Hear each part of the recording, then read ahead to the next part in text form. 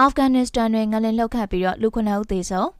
အာဖဂန်နစ္စတန်နိုင်ငံမြောက်ပိုင်းကအကြီးမားဆုံးမြို့တစ်ခုဖြစ်တဲ့မရှာရီရှယ်ရီမှာနိုဝင်ဘာ3ရက်နေ့ဒေသစံတော်ချိန်မနက်တနာရီလောက်ကပြင်းအား 6.3 မက်ဂနီကျူဆင့်ရှိငလင်လှုပ်ခတ်သွားခဲ့တယ်လို့ရိုက်တာသတင်းမှာဖော်ပြထားပါတယ်။အမေရိကန်ဘူမိဗေဒအဖွဲ့ကမြေအောက်အနက်18မိုင်မှာပြင်းအား 6.3 ဆင့်ငလင်လှုပ်ခတ်ခဲ့တာဖြစ်ပြီးသေဆုံးသူ9ဦးထိရှိလာတယ်လို့ပြောကြားထားပါတယ်။